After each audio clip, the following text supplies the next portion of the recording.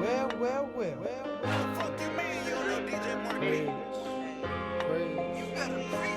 may disagree, but up to me, it's a fact. You're paying running backs, it ain't no fun in that. Yeah, the sermon about to start, so I hope you know your stats. And if Kev get it wrong, then Rashad gon' have his back with the facts. Matter of fact, all we do is say wins. When wings, congregation say amen. Trades, debates, wins, losses, the latest news, bruh. Prophet Kev speak, he got him saying hallelujah. Welcome to Preach Kev Preach with Rashad. We are the Prophets. Another episode, another sermon coming at you from Wildcard TV here on Wildcard Sports. I got a guest with me today. Rashad is actually out in Mexico. You know, he having a good time. It's recording on Tuesday, so Taco Tuesday for him. So I hope he have a safe trip back. I got a guest from me, Jawan Bailey. Champion right now. I want to talk about that first, just to congratulate you on a job well done. He's a high school basketball coach for Josie. 2A, 3A, 2A, and girls basketball championship. So I just want to talk to you about that a little bit, man. Before we get into everything. Yeah, for sure, man. I appreciate that. Just a lot of hard work and discipline that ended up paying off for us. Can I interest you in the soundbite saying that you're gonna win 2 in a row? Are you gonna? No, I don't want to jinx it, but I will say we will have the talent coming back to do it again for sure. But I don't want to jinx it. Gotcha. All right. Let's go and talk into the show, man. We got a lot of action packed. The NBA NBA regular season is finally over with. We got this play-in tournament that we kind of seeing is more the March Madness style, and where it's not a series, a lot where if you don't show up today, you going home. The Pacers were in it, the Hornets, the Warriors, Grizzlies, Spurs, the Lakers, surprisingly, the Wizards, and Boston Celtics. So all those teams fighting for to come into the 7-8 seed. So as you listen to the show Thursday, the playoffs will be set. But before we get into all that, Kwame Brown. I don't know if you were avid listener to the All the Smoke podcast with Matt Barnes and Steven Jackson. They had Gilbert Arenas on the episode, and I listened to it, and it wasn't really. I didn't really think Gilbert said too much crazy stuff. I think Steven Jackson egged it on a little bit, but Gilbert Arenas, all he said was he lost the confidence, which a lot of players do need that first start. So, but yeah. Kwame Brown, he chose violence the last few days with a lot of videos. So what's your thoughts so far, Kwame, man? So let me ask you, did you see the Jeannie Buss interview as well? I see that's where it started. I seen the Jenny. Okay, I didn't see that part. So give me up on that one. So yeah, I think that's where it started. Like with the Jeannie Buss, she was talking about the trade, when he was with the Lakers. So Matt Barnes and Stack kind of took some shots at him then, kind of on the low with the Jeannie Buss, and then it kind of carried over into the Gilbert one. You know what I mean? Yeah, so I think those two interviews together kind of threw Kwame over the edge a little bit. Like you said, man, he just woke up and chose violence one day, went in. Yeah, and it's just spilling over into everybody now. Yeah, he came at Stephen A. Smith. He told him to pull up in Seattle. But yeah, for the whole Kwame Brown thing, I feel like he, when we talk about Buss, I understand Gilbert's point about like being 18 years old and. Michael Jordan's personality is draining on you, and if you can't handle it, if you can't handle a grown man telling the kid kind of what to do, and I drafted you first, I need you to be a star right now. I'll always say this quote a lot. I was like, everybody can't be LeBron James. I always say that quote because a lot of people don't understand their role, just in life in general. Like everybody can't be the superstar, and I feel like that's why you don't see a lot of great players become coaches, because I feel like they have a way of Jason Kidd been a coach, but when you see somebody like LeBron, is he really going to be a great coach when his best player can't beat him? So right. I don't know if that had a lot to do with it, but it felt that way. And Kwame Brown, he had a solid. I don't forget how long he played, but he had a decent career as far as stuck around, even though being a first round pick. So anything you want to add to it? Yeah, man, I think so. And listening to Gilbert talk, it kind of sound like Kwame was ready for the league physically, but maybe not mentally or something like that. So, and he was a high school pick, so I think maybe he's one of those guys that really missed the wagon, going to college or having a few development years before he got thrown in the league and got thrown in the fire the way he did.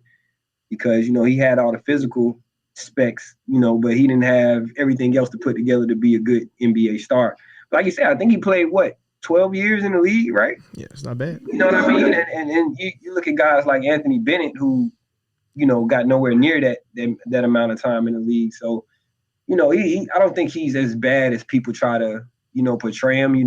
I think that number one pick kind of holds it over his head a little bit, but he's not as bad as people really throw him under the bus for. Yeah, and I think a big part was probably because KG come out, Kobe Bryant come out, and then I guess it's like he came in with 2000s or 1999, so it's like right there in that. Oh, all these high school guys are hitting. So maybe it's just the era that he came in. If he, obviously now we don't have high school things, but maybe if he had came a little later toward 2007, we probably wouldn't be as bad. Do you like the NBA the rule as far as going to college 1 year or at least 1 year removed? I don't have a problem with it. I even like now seeing a lot of the guys go pro. I'm enjoying the that G League team that kind of has those prospects on it. I forgot the name of it. But I enjoy that, man. I think having some type of bridge where kids get a year or two to kind of develop a little bit. Because, man, you talking about 17, 18-year-olds jumping in the league. Like, that's tough. That's a lot to handle, a lot to take in at the same time and still concentrate on your career and your profession as a basketball player and becoming a professional that young. So, I'm not mad at it at all. But, because they're going back to high school, is it next year's draft? They can pick high school again or the year after? I want to say it might be a year after, because I remember they talking about it. But to be honest with you, I like it just because at least the 1 year part, because you get to see a lot of players. Like I feel like with the high school is like just kind of like the European style when they guys come in the draft, you have no idea. Like it's a very few guys that like I pay attention to Luka before he came over, but. You never knew about the Jokic's and the Giannis's before they come over. And I feel like that 1 year, seeing them on TV, wherever it is, that, okay, I got an idea of what a Cade Cunningham can be versus a Jalen Green that, even I feel like the G League probably should promote themselves a little bit more because, we still ain't see him, like the Kumungas and all that. So still ain't see him. So I think Jalen Green was saying, like, if I went to college, I would have went first. Well, obviously, you made your reason why you went, pro. But hey, if Cunningham go first, you can't blame him. So yeah. Right. Man, I was gonna say, man, I think also like when they make that decision, you're giving up so much, like because the kids do it for money sometimes too, right? Like my family's hurting, or my family needs this whatever amount of money now, so I get it from that standpoint as far as the kids go. But I just like having that development. I like seeing those kids come in the league a little more developed. Like I think Ant-Man going to Georgia for a year, I think was a good thing for him to come in league ready. Not saying Georgia did anything great or special, but just having that 1 year to kind of separate from high school basketball just gets him a little more ready for the league. Right. Hey, let's while we talk about Ant-Man, it's kind of our next topic. We talk about the playing games. So with LaMelo coming back, I think before LaMelo got injured, he was pretty much a shoo-in for Rookie of the Year. Having the team, the Hornets, make the playing game was even better. They really was the like maybe 2 weeks ago, they were shoo-ins to make the playoffs without the playing game, and a couple of injuries to Gordon Hayward and Melo and all that kind of stuff, Bridges protocols and stuff like that. So with Ant-Man, the way he emerged on the end of the season, do you think if Ant-Man did the way he did and LaMelo kept his pace, will we have this real debate, or like which side would you be leaning on? I think LaMelo takes it hands down if he doesn't have that long injury. But it's tough, man, because Ant-Man was pretty consistent. I'm looking at his stats now, man. 19, only 2.9 on assists, but just shoot right at 20 points as a rookie. Yeah, ain't bad. And then I think Melo's top in assists. I think Melo finished top 20 and top 10 in the steals as well. Yeah, so it's pretty impressive. I think it would have been clear cut if he never got injured. You know what I mean? But it's neck and neck with him now. I think I lost my little parlay bet at the beginning of the season when I had LaMelo and LeBron. as my rookie and MVP. Both got hurt the same weekend, which is crazy. But I do encourage Minnesota to like be very patient. Like I really hope Karl Anthony Towns said that he loved Minnesota, want to stay. I feel like the way they played the second half of the season after they fired the coach and got Finch in there, which was crazy by the way how they did that, but they turned it around. And I like the way like Ant-Man came along because now it's like, okay, now we see why they took him. You know, why he was the pick. So, you know, I'm with you. I feel like LaMelo probably hands down do win the Rookie of the Year award. But I mean, I guess Ant-Man has I guess more like, okay, now that I'm Rookie of the Year, can I be what's his checklist? All-Star, one of the leading scorers because he's a bucket. Yeah, he is. Yeah, and how interesting is Minnesota to you? Like now you got Ant-Man who looks like he's a budding star. You got Cat that's playing well still. Like they're really one piece away from being really competitive in the West. Yeah, and I think they kind of ruined it a little bit by winning so much because their pick goes to Golden State if it's not top 3. And I was saying like, man, if they can get an Evan Mobley to play some defense, because I mean they got the offense on the way. Can't nobody really guard Cat outside of like Embiid and Jokic. He probably has the best stats as a big man. He always and then D'Lo coming on strong now, more of a passer. Averaging like eight assists this season, so that's pretty impressive. But like, yeah, you're right, one piece away, and like I feel like when the Wiggins Cat situation was, I believe in wings win rings. I feel like if you have a great wing, you look at the history of the NBA, Bird, Magic, LeBron, Kobe, all them got rings, a lot of them. So Wiggins was never that alpha that you really needed, and I feel like Ant-Man has that potential to be that alpha. To compare with Cat, and then you have a D'Lo, and you find that one piece, whatever it is, which probably should be a defensive player. But I feel like they have a good shot to be a playing team at least next year. It's gonna be hard because that West is loaded, but the West loaded. That's the thing, man. It really is. It really is. Let's move on to Jared Dudley talking about teams ducking the Lakers. And by teams, I know he meant the Clippers. Because with the path that the playing game was set, the Clippers had to face the Mavericks in the first round. I assume that after the show get recorded, Lakers win and be the 7th seed. They get to face a Jazz team that may not have Donovan Mitchell. And then you got like maybe a Spurs or a Grizzlies team or a Warriors team, which is Curry or bust right now. So it's like you had this easy path where you get to duck the Denver Nuggets, who you lost to last year. You get to duck a Suns team and a Lakers team because they knock each other out. And when it come down to it, even a Portland team with their roster is loaded. So the Clippers, lost to the Rockets and the Thunder, the two of the worst teams in the league. The last 2 games set their guys down when they could have won the 3 seed with ease. What are your thoughts about Jared Dudley and saying that teams ducked him? Yeah, man, he's not wrong. he's not wrong. Duz is I learned after that championship, Duz gonna say pretty much whatever he wants to. He's definitely gonna say whatever's on his mind. He's not gonna have a lot of filter to it. So it is a little much in there for me. You know what I mean? I think the Lakers got their work cut out for them, man. They really do. Like I think a healthy Lakers team, I think is still arguably the best team in the league, of course, but they got their work cut out for them. It's not going to be an easy path for them. They really going to have to rely on everybody staying healthy, So, but it's some truth to it. I don't think he's completely talking out his butt when he's saying all that. Yeah, because like I said, you talking about the Suns team where I think it's probably not fair. Like I feel like, man, Chris Paul did all this work just to have to go against a healthy Lake. Like that's kind of not fair. I'm a Suns fan, so yeah. Assuming Lakers take care of business against the Warriors, that 2-7 matchup is going to be that's a Western Conference Finals to me. Like that's from the jump, and then on top of that, you're talking about Denver or Portland for whoever comes out of that, and that bottom half of that bracket is wild. With the Curry situation and Tim taking the Warriors out of nowhere and bringing them back to relevancy, without Klay Thompson, Draymond having a great season. Wiggins actually stepped up pretty big this season, which I thought he would.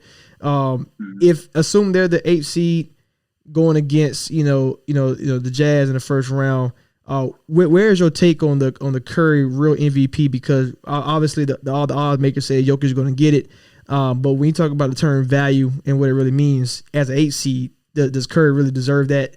Your thoughts? Yeah, just based off history, I would say no. Because usually your MVP is not going to come from a team who's seeded that low, right? Your top 2, maybe 3, depending on the player. But man, I mean, if you just look at what he's been doing since the All-Star break, though, like it's been ridiculous. It's been absolutely ridiculous. But I mean, I still think it's going to end up being out of Jokic, maybe Embiid. But I think one of those 2 guys. I think third is maybe Giannis, right? Giannis wouldn't Giannis be like that third one? They probably nobody want to vote for Giannis. I feel like because he won 2 in a row, and then on top of that, it's like, well, he not winning the playoffs. People hold a lot of grudges when they vote. I mean, when you vote in a human voting, you're gonna have feelings for certain things. Like, because my vote is Chris Paul. Like, I'm like, I feel like every Suns fan, like you are, that you believe that y'all wasn't making the playoffs until since Nash, and now, well, I think Dragic made 1 year as that team, but now you won the best team in the league. One guy, I mean, I know Monty Williams. I think he won Coach of the Year.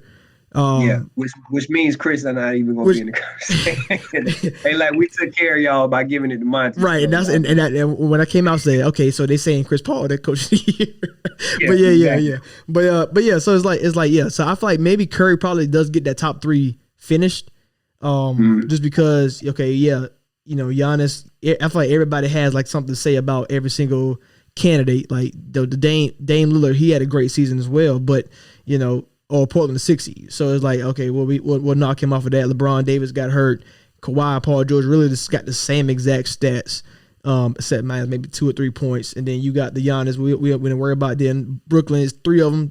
Don't care about that. So yeah, Curry probably get that. Probably, he might get second place. That they might not give Embiid that just because he's the East team, but Embiid and Jokic definitely deserve it. And I think this summer I think we need to revisit like all NBA teams. Because Jokic and Embiid are if we're doing a player ranking, they're 1 and 2, right? This season. Right. So and the fact that neither one of them are going to be on one's going to miss the first team All NBA. I think a better format would be if you have like, because the game is so interchangeable now. Positionless. Yeah. So that's the word. And you got, so I think if you say backcourt for your 1 and 2 spots, and then front court for your top 2, and then the middle one you can do a front court / backcourt. So that way you can still, a lot of people really talk about Gobert always making third team NBA, but he can still make it because he's a front court player. And if you run out of front court players, well, there you go. He still got to give a chance. But a lot of people are like, well, we should do the best 5 players.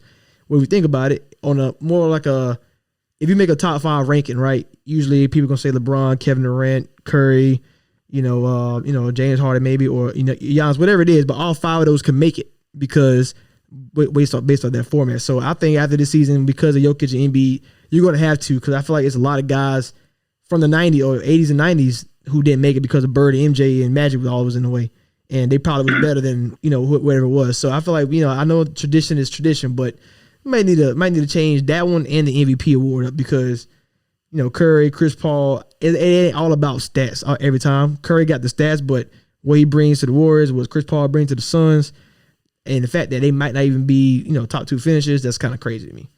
Yeah, man, you hit that on the head, right? And I think with let's say Jokic and Embiid finish 1 and 2. If one of those 2 guys, which is going to have to work out their way, right? One of them are not going to be on their first team. Like they definitely going to have to make some changes. There's no way you can tell me this guy is second in the race for MVP and he's not one of the top 5 players in the league. That don't sound right. It don't sound right at all. So hopefully they come up with something. And I mean, just something that simple, just fix the problem. It fixes all the problems, so you don't have to worry about it. But yeah, so one or two won't miss it. Before we go into the NBA playoff matchups, I want to shout out Sabonis for joining elite company this season. I thought Russ was close, but I forgot he don't average 12 rebounds. But Sabonis is joining Wilt Chamberlain, who did it twice, Kevin Garnett, Oscar Robertson, for averaging 20 points, 12 rebounds, and 6 assists in a season. And what Sabonis had meant to the Indiana Pacers. For people, a lot of people don't know he was involved in that OKC trade. To get Paul George over there. So for Indiana to, I would say, quote unquote, win the trade when you can flip Oladipo for LeVert like you did, and you got Sabonis who's making All-Star. And when we talk about big men outside of Jokic and Embiid, you can argue that he's 3. I mean, you can make the argument for him. And now he's joined this elite company that only Wilt Chamberlain, KG, and Oscar Robertson, all 3 Hall of Famers, have reached. So your thoughts on Sabonis? Yeah, man. I mean, you said it. The numbers kind of say it, man. 20, 12, and 6. Like, that's to a lot of people, that's almost close to a all NBA season right there as far as first team goes. Yeah. You know what I mean? And like you said, he may be another guy left off of there who may deserve to be there when you look at the numbers and break them down like that.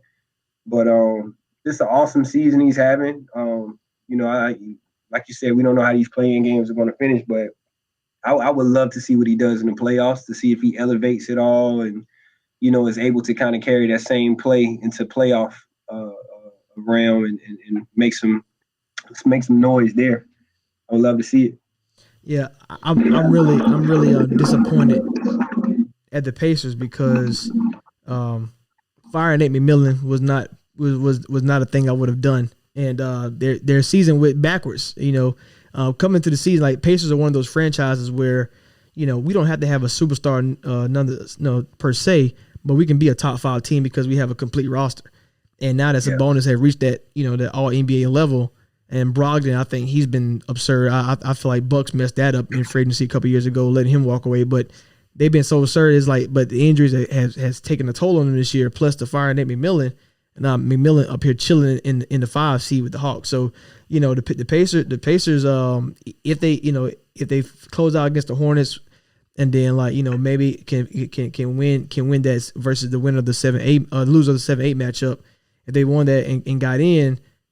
Okay, well, let's see what Sabonis can do versus an Embiid, because that would be his matchup as the 8 seed. Like, what can they do? What can he do mano a mano? With one of the best players in the league. What would he do? So, shout out to Sabonis for making that mark, because that's very hard territory. And I thought Mr. Triple Double, we get into Russell Westbrook, will get close. Mm-hmm. I mean, he already got the points and assists with ease. So I think he was 1 rebound shy of also getting into this elite company, but.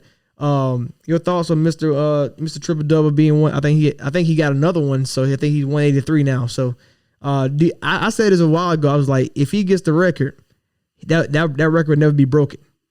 Like, I feel like a couple records, John Stockton assists and steals never get broken. Curry's threes probably won't ever get broken, and now Westbrook's triple double. Do you agree on Westbrook triple doubles? Yeah. Whether or not it never gets broken, we'll see. I think with the way the game is going, I think you're going to have a few players, in the next 10 years where triple doubles are pretty normal for them, just because the way, like we talked about being positionless, man. Mm-hmm. Like 11 and a half rebounds, like he's right there at it. You know what I mean? So he's that elite company that you just talked about with 3 Hall of Famers. He's right there at it, and he's going to be a future Hall of Famer himself. And both of those guys, man, Sabonis and Westbrook, just 2 amazing seasons that we got a chance to witness this year. And the same thing I was saying about Sabonis. I want to see if him and Bradley Beal can put this thing together in the playoffs and make some noise. Like, he got a good chance to do some things in the East. So looking forward to it. Yeah.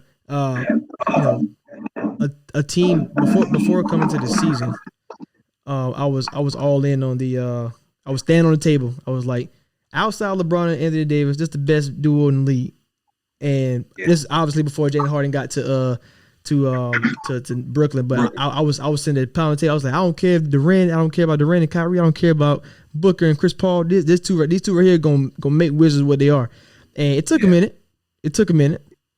But But if they do ultimately get to the playoffs, you're talking about two dogs who, no matter what the matchup is, whether that's against Philly or Brooklyn, they're gonna come with it, and I'm here for it. I really want the Brooklyn matchup because I want to see Russ versus KD. I think that's always entertainment. So if I want to get my wish, that's for them to beat the Celtics, and then when they get that 7th seed and play Brooklyn. So that'll be fun to see. But what Russ did this season, remarkable.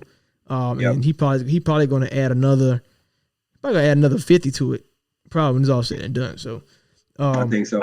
You probably will. So let's move on to the playoff games that we actually know is going to happen.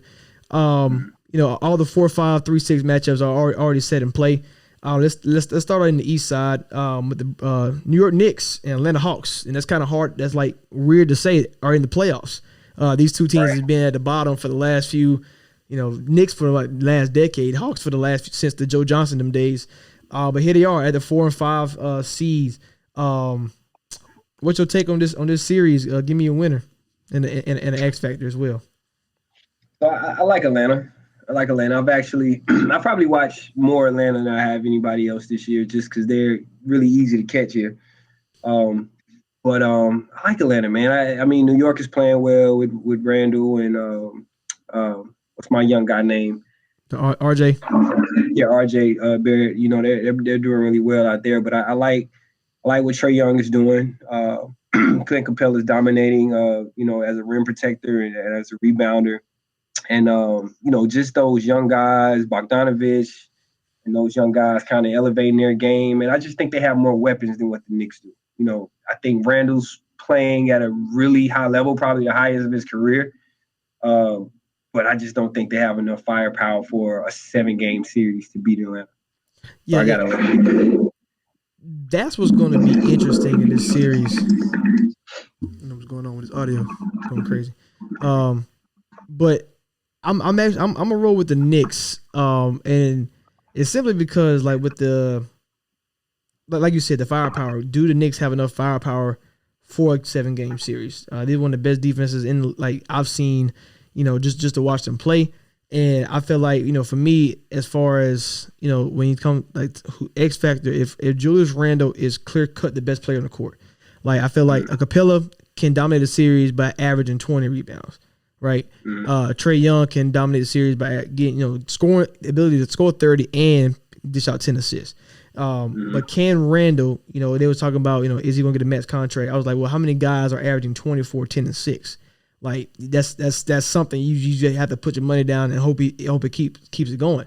And with Randall, I feel like if he can assert himself as the best player on the court, I feel like you talking about the firepower. When you talk about come down to closing minutes when the game is tight and Trae Young is trading 3s with 2s with Randall, how can the Knicks handle it? But I feel like Randall has the capabilities of scoring inside or out, and it's like, who is going to really defend Randall? Because Capella may be too big, too slow. Hunter may be too small, but very, as far as weight wise. So it's where do they find their Randall stopper? Can they build a wall teams do it to Giannis? And I guess that's what I want to figure out. Do Nate McMillan have that in them to do? And that's the most impressive part about Randall. Did you ever expect him to be the 3-point shooter that he is? Nope. I never saw that coming. I remember seeing him in high school with the Peace Jam, and I knew he would be really dominant, slashing. I knew he would be a pretty decent ball handler by the time he got to the league. But man, to see him shoot the 3 ball at a high clip like he does, that's really impressive. I didn't see that coming. Yeah, and if he does that at a consistent level, spreading the floor out with Derrick Rose and quickly off the bench, Alec Burks, who's been coming on strong. You might be right as far as the firepower, and that's my only concern about the Knicks. But I feel like when you're talking about each day, any offensive team don't want to struggle, don't want to play a great sound defensive team, because it's like that. In football, you got the Patriots. You don't want to go against Bill Belichick. It's just so much of a headache. And what is he going to do? What is Tom Thibodeau going to do?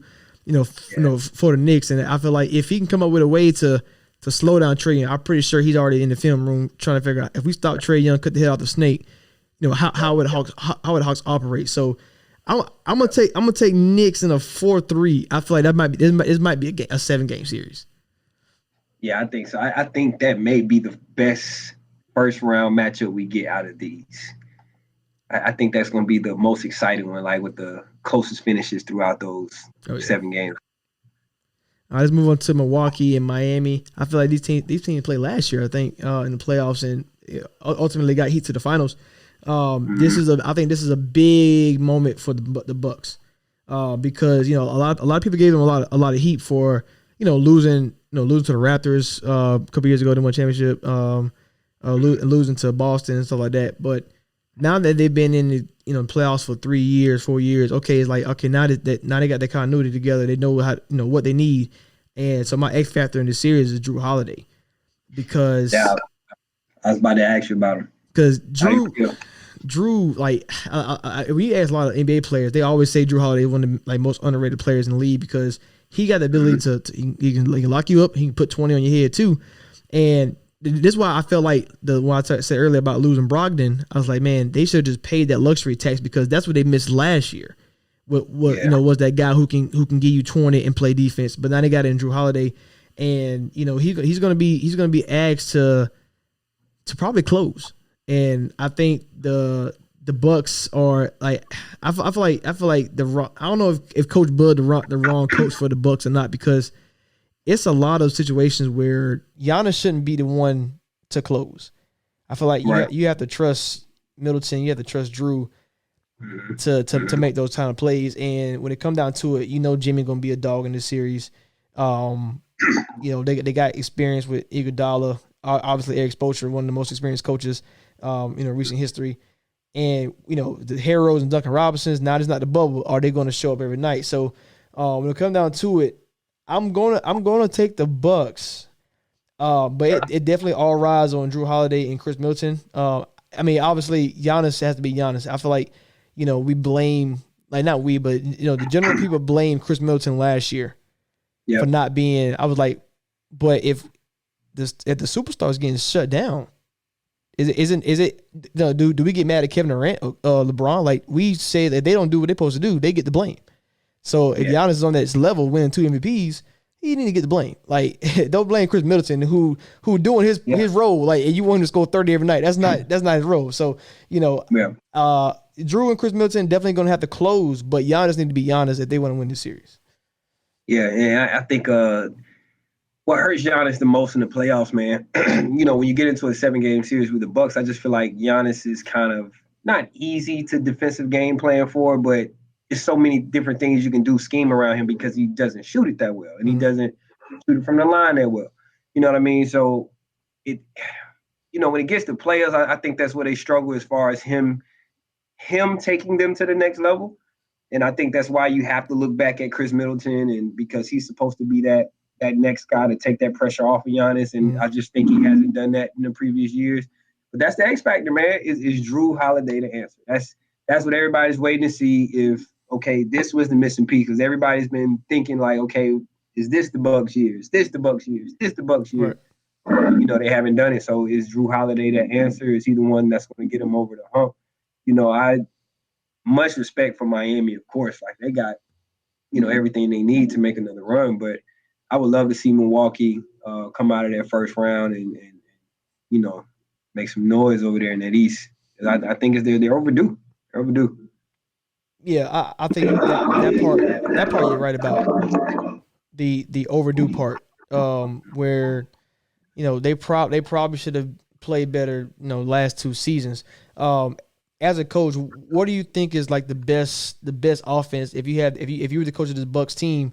Like, how do you finish the game? Because like, assuming Jimmy guards Chris Middleton towards the end, you got this Bam on Giannis, and they got this kind of wall building up. What's the best type of offense you think to flourish and win these close games? So to me, I think Giannis has to just be a distraction, because you got to respect them as far as driving to the basket, right? So putting the ball in his hands, the defense has got to be ready to help. Period. Like, if you're not ready to help off Giannis, it's a bucket or a foul every time. So he can be the distraction, but I just think it has to be something that where another player is ready to receive something from Giannis and score. So whatever he has to draw up, where Chris is getting that shot, but it's coming off of a double team, or off of some type of rotations that the defense has to do because the attention that Giannis attracts. But like you said, I don't think it has to be Giannis putting the ball in the basket at the end of the game for the Bucks to get to that next level. Right. And hopefully people not listening to this and thinking that we're killing the Miami Heat, where Jimmy is one of my if I'm ranking team like players, I think it's a good 11 that everybody can agree on. I'm not gonna go through the list, but I think it's a good 11 that everybody agree on. And I think that 12th guy is probably Jimmy Butler right behind him, right behind that that elite 11. And what Jimmy Butler has done in Chicago, Minnesota, Philly, and now Miami is unprecedented. 21-7-7, I think, this season. So he's asked to be the point forward. If they do make it out of this round, do you give him any shot to do the repeat? Like, because you're just assuming Brooklyn comes out at that bottom bracket. Like, we talking about firepower with the Knicks. Do they have enough firepower to keep advancing? Yeah, man, I don't know. Because once you get into that round with Brooklyn, like, do they have enough defensively to match up? Because to me, Miami, once you get to Jimmy and Bam, like, where do you go for that third superstar? Who's gonna guard that third superstar? Who are you gonna put there that's a solid defender? You know what I mean? So I think that's where they find trouble with Brooklyn. And even if they make it, you still got Philly. Right. Like, it's still a problem, even if you get to that final round. But who thought they were going to be there last year? How many of us counted Miami into the finals last year? So we can say that all day long, and then they can end up back in the finals and proving us wrong one more time. So, right. All right, let's move on to the West Side, where you had the Nuggets versus the Blazers. I think this was the last game of the season for both teams. Portland blew out Denver pretty easily. So Rashad, my co-host, he said last week, he said, I don't care if Jokic win MVP. He said they going home first round. And they grabbed the Blazers. And as soon as I saw the matchup, I was like, damn, he might be right. Just the whole reason why Jokic is probably gonna run away with MVP is because how great they played without Jamal Murray. Like, they was like, I think 10-1 when after the first injury happened. I was like, man, it got to come down at some point. And I think this is probably the spot where it comes down to, because you don't have that guy that can combat what Dame going to bring to the table, like, or CJ McCullough going to bring to the table. And you're going to trust, Austin Rivers and Campazzo and all these guys to try to make up what Jamal Murray can in the playoffs. Like, Dame might average 40. Like, it's going to be that type of series. And no matter what Jokic does, I just feel like, it's just not going to be nowhere near enough because of what Portland brings to the table. Yeah. But do you agree that Jokic should be able to go crazy because of Portland's lack of post defense? Yes. So then I put as my X factor, I put Nurkic, because if he has any if he slow him down just any bit, it should be a smooth sailing series for the Portland Trailblazers. But that's a hard task to ask, though. Yeah, but I do agree, with your co-host, man. I think Portland may be the most dangerous team on that West. Like, you got CJ and Dame. I think I was really impressed with Nurkic in last year's play. I don't know if he kind of turns on, turns off. I'm not, I don't know Nurkic as well as I do a lot of other NBA players, but what I saw him doing those playoff games last year and then those play-in games last year, he was really impressive. And I don't know if he still kind of has that, going in him, but like I said, like you said, Dame and CJ should be going for about 30, 40 apiece per game against Denver. And if they don't, Norman Powell, that's the whole reason why they brought him in here, is to pick up what they can't, if they can't pick it up. So with Melo, and you bring it, and you got Powell, it could be scary for Denver. I love what Michael Porter Jr. Brought to the table. So we had the assistant coach John Beckett on from the Denver Nuggets before the season started, and he was saying how Michael Porter Jr. this is his time, and this is before Jamal Murray injury. So it was like when Porter Jr. started taking off, I was like, okay, maybe the Nuggets, if the Nuggets are healthy with Jamal Murray, maybe this big three can actually do something, in the perceived future. But so I as far as eyes on the table, I definitely want to look at Michael Porter Jr. in this series because they don't really have nobody who can guard him. So I don't want him to disappoint this season. He's been what I think 20-8, I think his averages, but somewhere around there. But he's been steady at helping Jokic along the way in this MVP race. So to get to that 3 seed. So I really hope he doesn't disappoint, because if he does, it's definitely going to be all on Jokic's shoulders, and that's not what you want to do.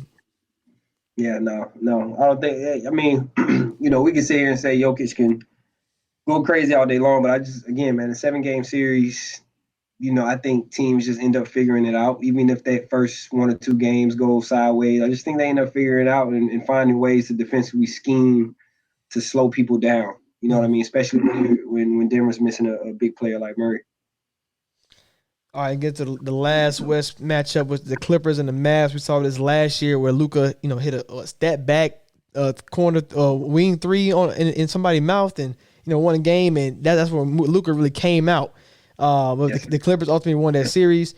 Moving on. But Kawhi Leonard, we know about him, and Paul George, we know him, but he's trying to bring that starter. I think he's chasing his stardom back in the league, which he had a great season. I think him and Kawhi Leonard together. I know a lot of people take slack at the Clippers because do we trust Paul George and Kawhi to win a championship? And they brought in Rondo. You got Reggie Jackson, Ibaka, who I like a lot. But I think I put as my X factor. I think Clippers do pull out the series because I think it's a 2 versus 1 situation. Luka versus Paul George and Kawhi. But I put as my X factor, I said third scorer because I don't know who that is. Is it Marcus Morris? Is it Reggie? Is it Luke Kennard? Who's going to be that consistent third scorer? Because even Clippers out here ducking. So when they get to the conference finals, where they play the Portland or Lakers or Suns or whoever it is, who's going to be that third scorer to help them get over the hump? And they don't find that in this series. They might go home again in the second round, which would be a disappointment. Yeah, I think it's going to be by committee, man. It doesn't seem, nobody on that roster looks like they even have that type of, feeling to be that elite third scorer that they need. So it seems like they trust to do it by committee. I think they have enough guys to spread out that third amount of scoring that needs to be done. But man, when you look at the Mavs, they weigh so heavily on Luka. Yeah. You know what I mean? Like it's so much weight that's put on Luka as far as the load to score and load to handle the ball. And man, I don't think the Mavs have enough around him to really overcome, the star power that the Clippers have. Yeah, and that's probably the saddest part of it all. Like, you're putting all this pressure on the 21, 22-year-old, and if he fails, what is the media going to say? Especially if Trae Young win a series and Luka go home, like, we told y'all this was the right pick. A lot of people gonna take that route, and whether you want to say that's fair or not, I don't think it is. But it's like he putting a whole city, a whole franchise on his back, and his best player is 50-50 shot of playing Porzingis and Tim Hardaway, who's come along. But I thought they had made strides in the offseason where they picked up James Johnson. They drafted the kid out of Arizona, Josh Green. Not Josh Green. Richard. No, not Richards. The light-skinned guy. I can't remember the name, but it is Green. It is Green. Okay, Green. Josh Green from Arizona, bringing in Josh Richardson for Curry because you needed that length because you asking Luka to defend the big guys, and when you brought those guys in, I was like, man, okay, maybe Mavs actually understand their problem, get tougher, get longer, and maybe they can do something. But they didn't really address that issue, I think, which is I love teams who have a great secondary ball handler. I feel like the Bucks, Middleton and Holiday. Middleton can come down and facilitate himself. The Heat, but Jimmy Butler can do it himself, and you got Dragic. Like I think those teams are are really good. Schroeder and LeBron, like that's another one. And I feel like when it comes to the situation, the Mavs just don't have that other guy. So if Luka's not making 10 assists, who's creating for other guys? And that's where it come. I think that's where it come down to, because Clippers and the Paul George and Kawhi, they can, you can just throw them the ball and they can just go to work when you got Rondo and Reggie Jackson who can also help that part. So Mavs just, like you said, Mavs just don't have enough people to help Luka along the way. And I was hoping KP can be healthy, but he just don't seem to make that.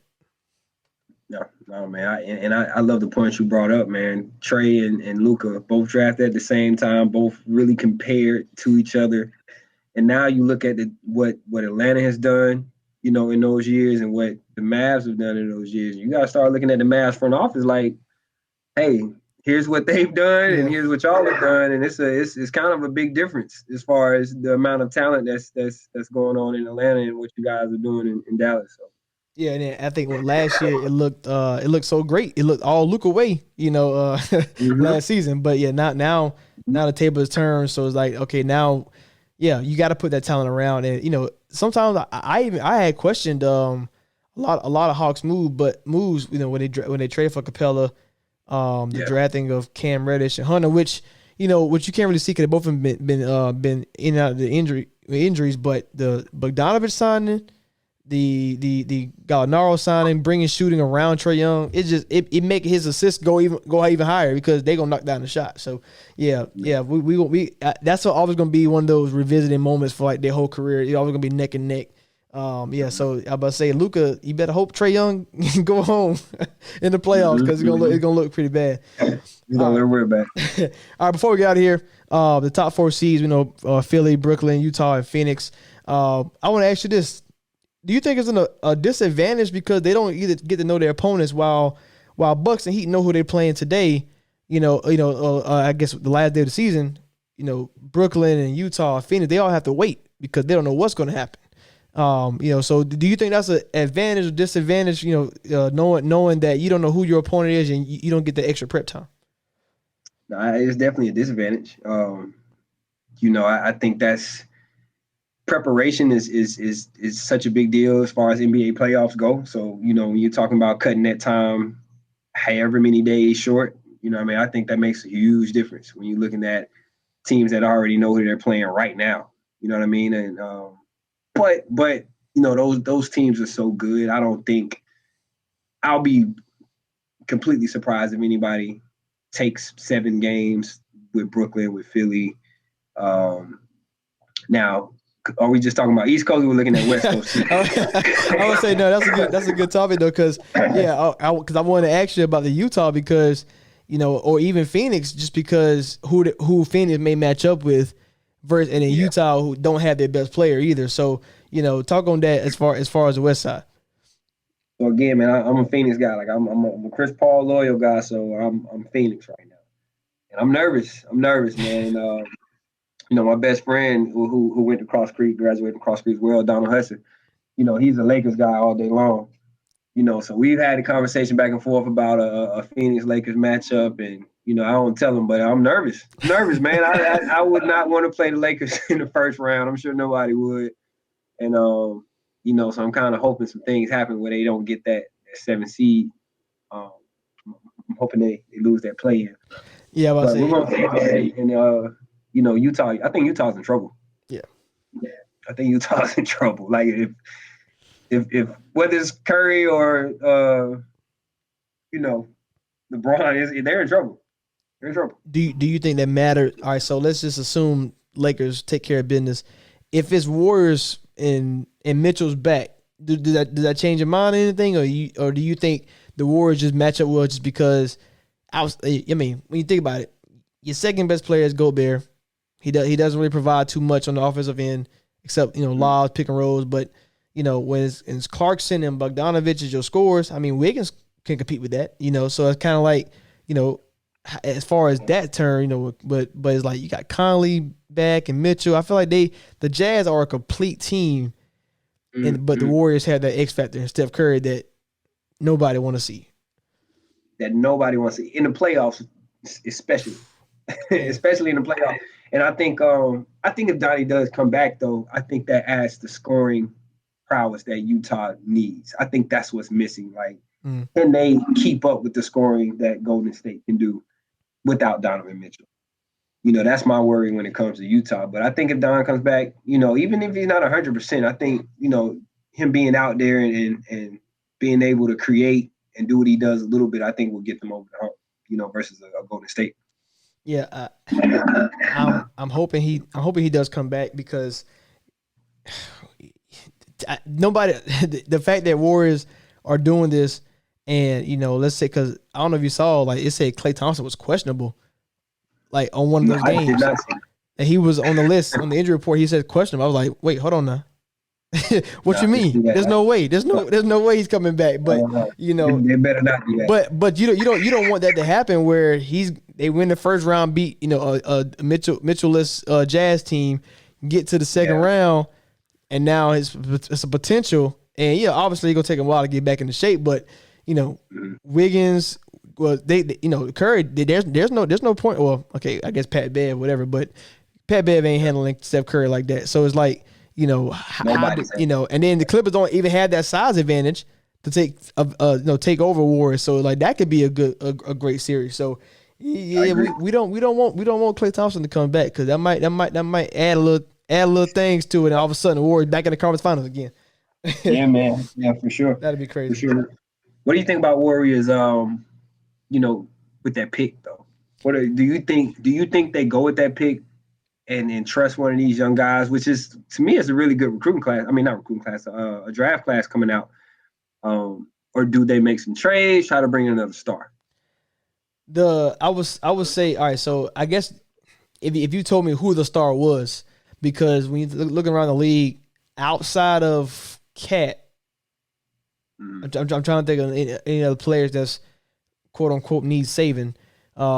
But I know sometimes somebody came up and mentioned like a Bradley Beal swap if Wizards don't make it or whatever, and send Bradley Beal to the Warriors over there with Curry and them.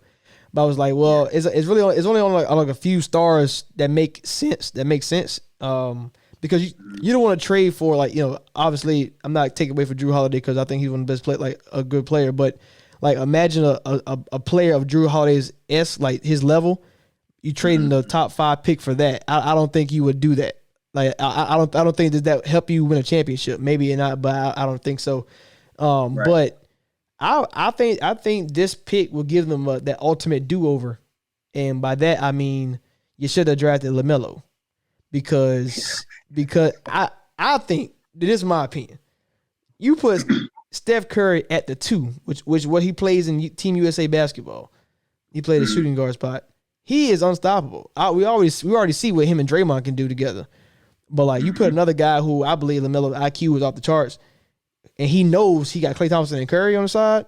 You got that advantage. But now you don't have that. You took Wiseman, which okay, I understand. You need a big man.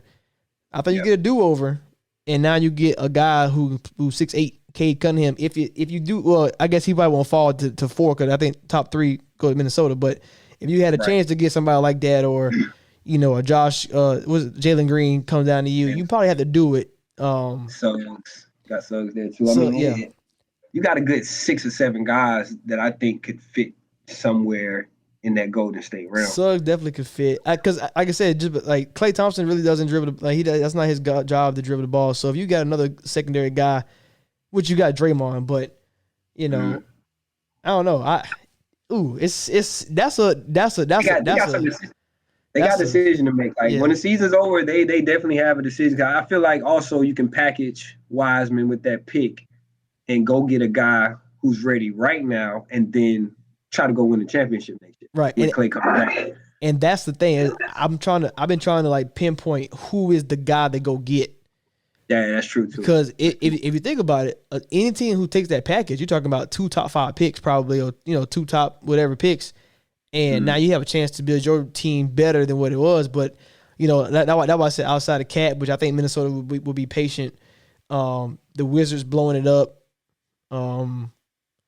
It's after that, it gets a little, scratchy because what other, is there any other star that need, I guess, quote unquote saving, I guess?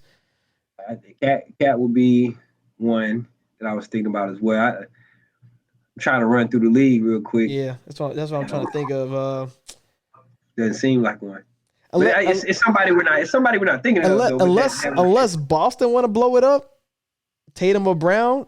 I would trade Brown. I wouldn't trade Tatum if I'm Boston, but I mean Brown asserted himself. I mean, if they want to start over. I mean, Boston think they need to get better, whatever like that. So that actually might be a good one. But yeah, I mean it's really not that many guys. Because Devin Booker already got saved by Chris Paul, so can't free him. You know, so that's very interesting part though about the Warriors. Like, and they got a lot of decisions to make.